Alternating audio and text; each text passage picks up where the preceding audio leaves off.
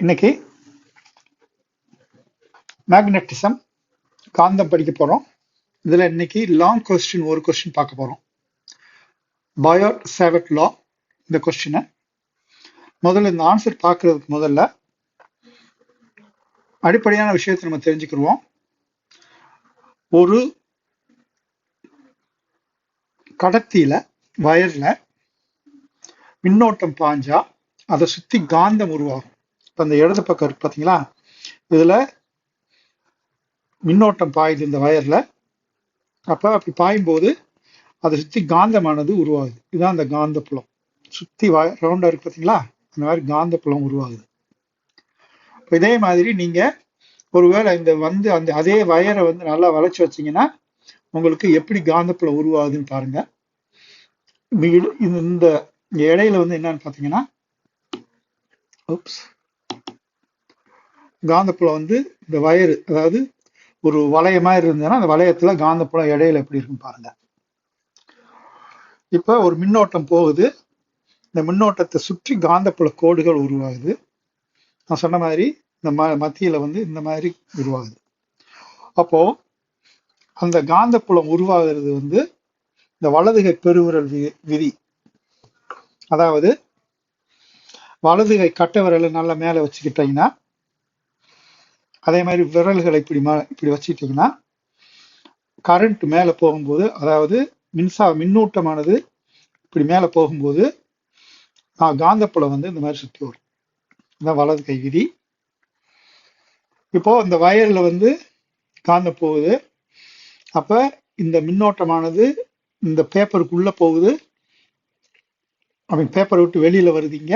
இது உள்ள போகுது, உள்ள பேப்பருக்குள்ள போகுது. அப்ப அந்த ஆறு அம்புக்குறி உள்ள பாக்குறோம். சரி, இப்ப பயோட் சாவர்ட் விதினா என்ன அப்படின்னா, இவங்க இந்த வயரை இப்படி இந்த வயர்ல கரண்ட்டை போக வச்சு என்ன பண்ணாங்க, காந்தப்புலம் எவ்வளவு இருக்குது அப்படின்னு காந்த கரையை வச்சு மெஷர் பண்ணாங்க. இங்க எவ்வளவு இருக்கு, இங்க எவ்வளவு இருக்கு, இங்க எவ்வளவு இருக்குன்னு சொல்லிட்டு பண்ணிட்டு என்ன பண்ணாங்க, சரி அப்ப இதெல்லாம் பார்த்துட்டு இப்ப இதுக்கு ஒரு விதி இருக்கு. பிசிக்ஸ்னாலே ஒரு யூனிவர்சல் லா, அதாவது விதி, எப்போதுமே மாறாத விதிகளை அவங்க வகுக்க முடியுமான்னு பார்த்தாங்க. அப்ப பார்த்த உடனே அவங்களுக்கு தெரிஞ்சிருச்சு. உதாரணத்துக்கு அதிகமான கரண்ட் போனா இங்க இருக்கிற, அதாவது இது மின்னோட்டம் போகுது, இதனால இங்க காந்தம் உருவாகுது. மின்னோட்டம் போகுது, அதனால காந்தம் உருவாகுது, எல்லா இடத்துல உருவாகுது. அப்ப இந்த காந்தத்தினுடைய புலத்தினுடைய மதிப்பு என்ன அப்படிங்கிறத அவங்க மெஷர் பண்ணாங்க.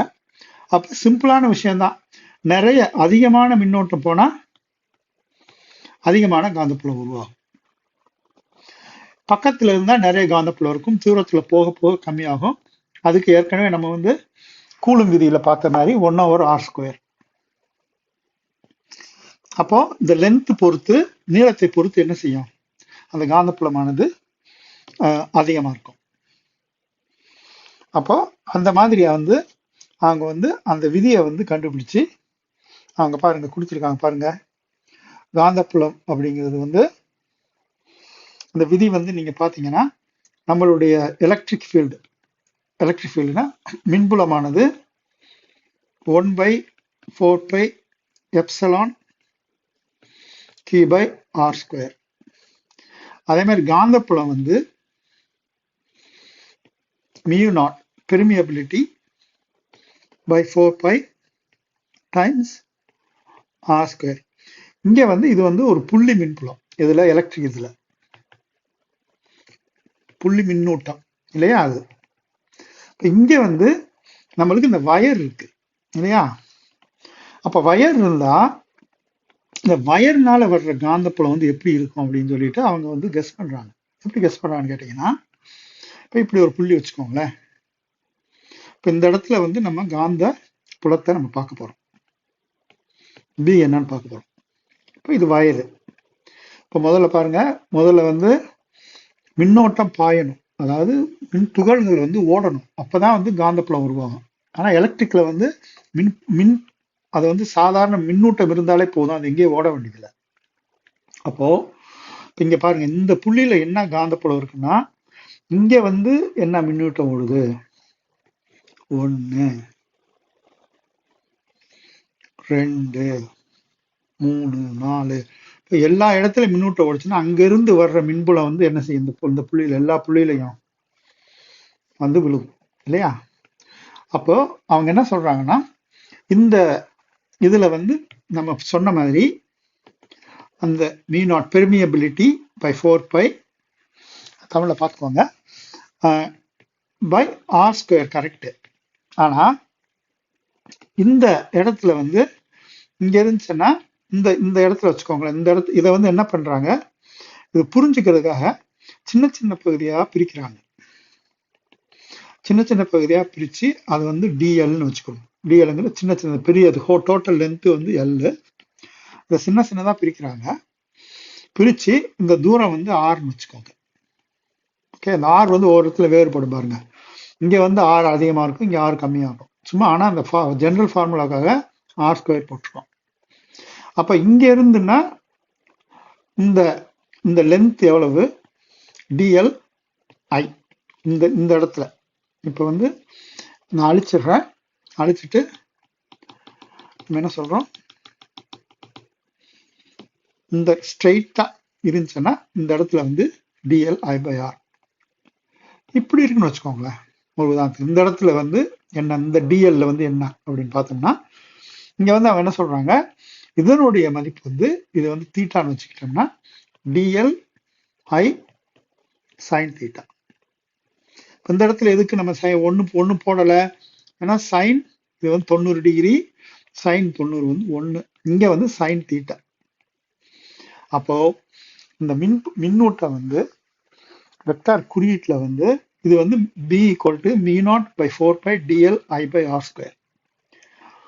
இப்போ எலக்ட்ரிக் ஃபீல்டு இருக்கு இல்லையா, இப்போ இப்போ நம்ம வந்து இந்த இது வந்து கரண்ட் வந்து ஒரு திசையில போகுது. அப்போ இது வந்து ஒரு வெக்டர் அலகு. அப்போ பி வந்து வெக்டர் அலகு வந்து வெக்டர் அலகு வந்து dli அப்புறம் r அந்த வெக்டர். புரியுதா? அப்போ எதுக்கு வெக்டர்? ஏன்னா கரண்ட்டுக்கு திசை இருக்கு. இப்படி போனா இங்க ஒரு மாதிரி மின்புலம் இருக்கும், இந்த கரண்ட் எது திசையில போனா மின்புலம் இருக்கும், அதனால திசை இருக்கு. அப்ப B = μ0 / 4π dl ஐங்கிறது current, r square sine theta.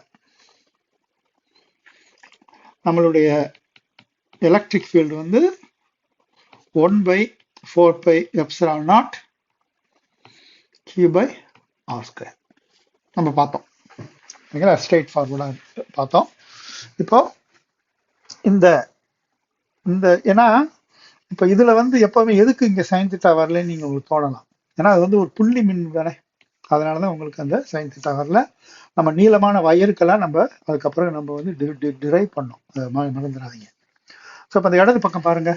இடது பக்கம் பார்த்தீங்கன்னா உங்களுக்கு அவங்க இந்த கணக்கை கொடுத்துருக்காங்க பாருங்க. டிபிங்கிறது கே அப்படிங்கிறது μ0/ε. μ0ங்கிறது permeability of free space sine theta. அப்போ இது வந்து வெக்டர் அலகுக்கு போட்டீங்கன்னா ஐடிஎல் என்பது புள்ளியிலிருந்து நோக்கி செல்லும் ஓரளவு வெக்டார் ஆகும். அப்போ இந்த இந்த இந்த வலது கை பாருங்க, டிபி மேல போகுது, ஐஎல் அப்புறம் வந்து ஆர் இந்த படம். சரி, அப்போ இதுக்கும் நம்ம வந்து இது வந்து ஹோலா எப்படி கண்டுபிடிக்கிறதுனா, இப்போ வந்து நம்ம சின்ன சின்ன டிஎல்லாம் போட்டுட்டு இருக்கோம்.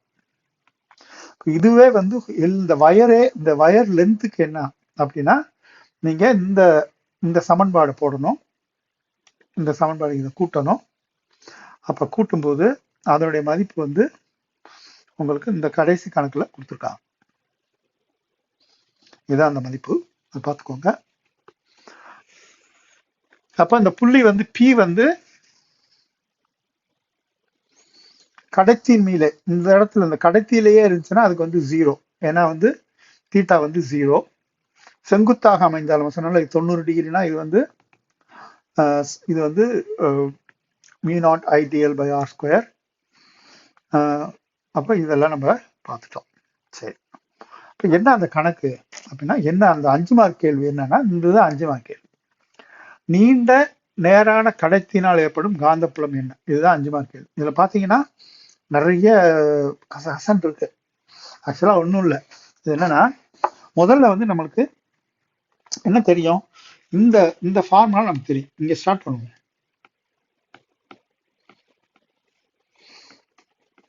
B equal to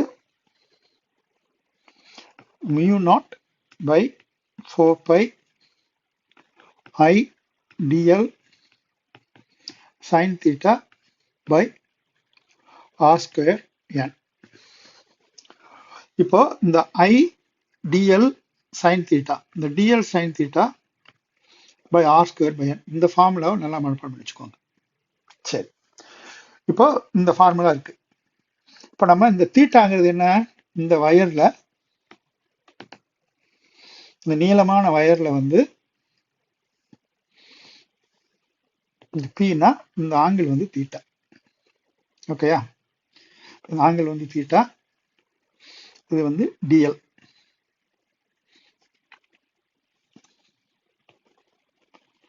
இது வந்து 90 டிகிரி. இது வந்து ஆர், இது வந்து ஏ. ஏன்னா அந்த தூரம், இது ஆறுங்கிறது மாறிக்கிட்டே இருக்கும். சரி, இப்போ இந்த இந்த இடது பக்கம் பாருங்க, இந்த கணக்குல வந்து இந்த தீட்டா அங்க போட்டிருக்கோம். சரி, எதுக்கு இவ்வளவு காம்ப்ளிகேஷனா இருக்குன்னு பாத்தீங்கன்னா, இந்த டிஎலை வந்து நம்ம வந்து மெஷர் பண்ண முடியாது. டிஎல் சைன் தீட்டா வந்து நம்ம மெஷர் பண்ண முடியாது. அதை வந்து இந்த ஆர்ல இருந்து நம்ம எப்படி டிரைவ் பண்றது? டிஎல் சைன் தீட்டாவை வந்து ஆறின் மூலமா எப்படி சொல்றது? அதுதான் இந்த கணக்கினுடைய சாராம்சமே. டிஎல் சைன் தீட்டாவை ஆர்ல இருந்து, ஏன்னா இந்த தீட்டா மாறிட்டே இருக்கும், அப்போ இந்த ஆறு மாறிட்டே இருக்கும். இந்த கணக்குல என்ன சொல்றாங்கன்னா, இந்த டிஎல் சைன் தீட்டாவை ஆறினுடைய வடிவமா சொல்றதுக்கு தான் இந்த கணக்கு நம்மளுக்கு கொடுத்துருக்காங்க. இப்ப இதுல நீங்க பாருங்க, இந்த இடது பக்கம் வந்து நம்ம பார்த்துக்கிடுவோம். இப்ப இந்த இது பாருங்க, இந்த இந்த கணக்குல வந்து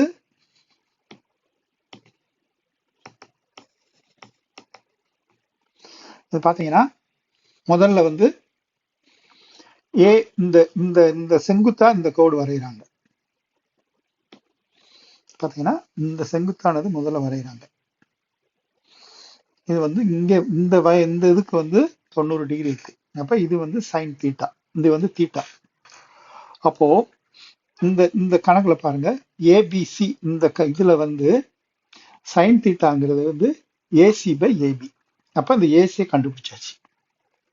ஓகேங்களா, இந்த ஏசியை நம்ம கண்டுபிடிச்சிட்டோம். இப்போ நம்ம என்ன சொன்னோம், இந்த ஆறுனுடைய வடிவமா நமக்கு வரணும் அப்படின்னு நம்ம சொன்னோம். ரைட்டா, இப்போ ஏசியை கண்டுபிடிச்சிட்டோம். AC equal to AB, AB sine theta, AB sine theta. ஏபிங்கிறது என்ன நம்மளுக்கு, டிஎல். அப்ப ஏபிங்கிறது டிஎல் சைன் தீட்டா, அது வந்து ஏசி, இந்த ஏசி இந்த இது. ஓகே, இப்போ இப்போ என்ன செய்யறோம், இப்போ இந்த இந்த இந்த இந்த இந்த இந்த ட்ரையாங்கிளை நம்ம கண்டுபிடிச்சிட்டோம். இப்ப பாருங்க, இந்த டி பை, அதாவது இந்த பீல இருந்தா நம்ம பார்க்கணும், பீல இருந்து பார்க்கணும்னா இதுக்கு வந்து ஒரு பைங்கிறது, இந்த இந்த ஆங்கிள் வந்து டி பை. அப்படின்னா நம்ம இந்த ஆங்கிளை வச்சு நம்ம வந்து இந்த ஆங்கிள் டி பைன்னு சொல்லிட்டோம்னா, இந்த சைன் டி பை வந்து ஏசி பை ஏபி. இந்த ஏசி, ஏற்கனவே ஏசி வந்து நம்ம என்ன கண்டுபிடிச்சு வச்சிருக்கோம், டிஎல் சைன் தீட்டான்னு கண்டுபிடிச்சு வச்சிருக்கோம். இதை ஏசியை கண்டுபிடிச்சு வச்சிருக்கோம். இப்போ இதை வந்து நம்ம என்ன சொன்னோம், ஏபியினுடைய வடிவத்தில் கொண்டு வர்றதுக்கு D sine by equal to AC by AB. இப்போ இந்த ஏசியினுடைய வேல்யூ நம்மளுக்கு தெரியும், அது என்னது, சைன் தீட்டா வந்து ரொம்ப சின்னதா இருக்கு, அதனால டி பைன்னு வச்சிடுறாங்க. AC equal to R D by. ஏன்னா ஏபி ஈக்குவல் டு இந்த வரேன் AC by AB. Okay, delta theta ரொம்ப சின்னதுனால இந்த இதுல வந்து ஏசிங்கிறத அங்க வந்து முதல்ல கண்டுபிடிக்கிறாங்க. ஏசிங்கிறது ஆர் டி பை, ஆக்சுவலா ஆர் சைன் டி பை தான் வரும் அது. இந்த இந்த தீட்டா வந்து ஆர் வந்து பெருசு, பை வந்து சின்னதா இருக்குன்னு சொல்லிட்டு என்ன சொல்லிடுறாங்க, ஆர் பைன்னு சொல்லிடுறாங்க. R D D phi D தீட்டான்னு சொல்லிடுறாங்க. இப்போ நம்மளுக்கு ஏற்கனவே தெரியும் ஏசி மதிப்பு என்ன தெரியும், டிஎல் சைன் தீட்டா நமக்கு தெரியும் இல்லையா, இது ஆர் டி பை.